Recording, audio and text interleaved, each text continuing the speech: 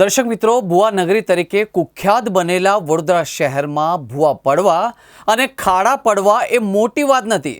હવે તો શહેરીજનો પણ ટેવાઈ ગયા છે કે કોર્પોરેશનના પ્રતાપે વડોદરા વાસીઓ માટે રસ્તા પર ભુવા પડવા એક રોજિંદી ઘટના બની ગઈ છે। એવું લાગતું હતું કે નવા વર્ષમાં વડોદરા કોર્પોરેશન કોઈ એવું કામ નહીં કરે કે જેનાથી વડોદરા વાસીઓને હેરાનગતિ થાય, પણ ભુવાએ વડોદરા કોર્પોરેશનનું નામ રાખ્યું નથી અને કોર્પોરેશનની પોલ ખોલી નાખી છે। વડોદરા શહેરમાં ભુવા પડવાની સમસ્યા અટકવાનું નામ નથી લઈ રહી છે। ચોમાસાથી અત્યાર સુધીમાં શહેરના કારેલીબાગ, અકોટા, મુજબહોડા, માંજલપુર સહિતના વિવિધ વિસ્તારોમાં નાના મોટા 150થી વધુ ભુવા પડ્યા છે। તેને કોર્પોરેશન દ્વારા ભુવાઓને મરામત પાછળ કરોડો રૂપિયાનો ખર્ચ કરી દીધો છે। તેમ છતાંય કાયમી આ સમસ્યાનો નિકાલ નથી આવ્યો। સતત પડતા ભુવાઓ નાગરિકો માટે પણ હેરાનગતિ રૂપ બન્યા છે। અકોટાથી મુજમોડા રોડ પર જતા માર્ગ પર છેલ્લા 2 વર્ષથી ભુવા જ પડી રહ્યા છે, જેને લઈને સ્થાનિક લોકો અને વાહન ચાલકોએ હાલાકી ભોગવી પડી રહી છે। વડોદરા મહાનગરનું તંત્ર માત્ર વિકાસની વાતો કરે છે, પરંતુ વાસ્તવિકતા કંઈ અલગ છે। શહેર કોંગ્રેસ દ્વારા મુજમોડા પાસે જનજાગૃતિ કાર્યક્રમ યોજાયો। કોંગ્રેસ દ્વારા પાલિકાના અધિકારીઓ ઘોર નિંદ્રામાંથી જગાડવાનો પ્રયાસ કરવામાં આવ્યો અને વડોદરાની પ્રજાના ટેક્સના રૂપિયાનો પણ વેડફાટ કરતા અધિકારીઓને કોંગ્રેસ દ્વારા વડોદરામાં ખાડોદરા યાત્રા અને ભુવા મહોત્સવની ઉજવણી શરૂ કરવામાં આવી છે।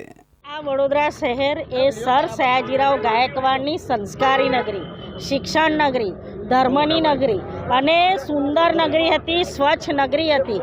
આ ભારતીય જનતા પાર્ટીના 30 વર્ષના શાસનની અંદર જે સર સયાજીરાવ ગાયકવાડજીએ દીર્ઘદ્રષ્ટા હતા, એમણે જે નામો આપેલા, એમના શાસનના નામો, એને ભૂલીને હવે ભુવા નગરી, ખાડોદરા નગરી, મચ્છર નગરી, ઉભરાતી ગટરોની નગરી, ગંદા પાણીની નગરી અને હવે પૂરની નગરી પણ બની ગઈ। ત્યારે અમે આ જે જન આક્રોશ રેલી કાઢીને આજથી શરૂઆત કરી છે। વડોદરા શહેરના લોકોને જણાવવા માંગીએ છીએ કે તમારા વેરાનું વળતર તમે હવે માંગો। 30 વર્ષથી તમે શું જોયું? વડોદરા શહેરના નાગરિકોને 30 વર્ષથી શું મળ્યું? 2 ટાઈમ પાણી હતું તો 1 ટાઈમ કરી દીધું। સ્વચ્છતા તો જાહેર માર્ગો પર જ થાય છે। આંતરિક સ્વચ્છતા બંધ કરી દીધી। સ્વચ્છતાના નામે ટેક્સ ઉઘરાવવાના ચાલુ કરી દીધા। પાણી તો પાણી ચોખ્ખું નથી મળતું, ગટરો ઉભરાય છે। તો વડોદરા શહેરના નાગરિકોને અમે અપીલ કરીએ છીએ અને આ વખતે વડોદરા શહેરના નાગરિકો એમના વેરાનું વળતર માંગવાના છે અને ચોક્કસ પરિવર્તનનો માહોલ આજે ફૂંકાઈ ચૂકે છે। વોર્ડ નંબર 12માંથી શરૂઆત કરી છે। ભુવા રોડ આ નામ પડી ગયું, એટલા મોટા ભુવા પડ્યા। અમારા રાકેશભાઈ છે, અમારા ચિરાગભાઈ છે, રોજે રોજ એ આને ઉજાગર કરે છે। ત્યારે વડોદરા શહેરની જનતા આ વિશે જાગૃત બને અને આગામી ઇલેક્શનમાં આનો જવાબ આપે એવી હું અપેક્ષા રાખું છું।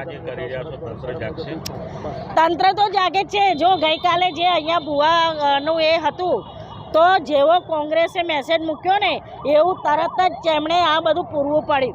એટલે તંત્રને તો કોંગ્રેસ એક્શનમાં આવે છે ને ત્યારે રિએક્શન આપવું પડે છે, બરાબર? અને કોંગ્રેસ છે ને, કોંગ્રેસ એ છેક સુધી એક્શન મોડમાં રહેશે અને રિએક્શન રાત દાડો લેવાનું છે કોર્પોરેશનના સત્તાધીશો જોડે અને વહીવટી તંત્ર।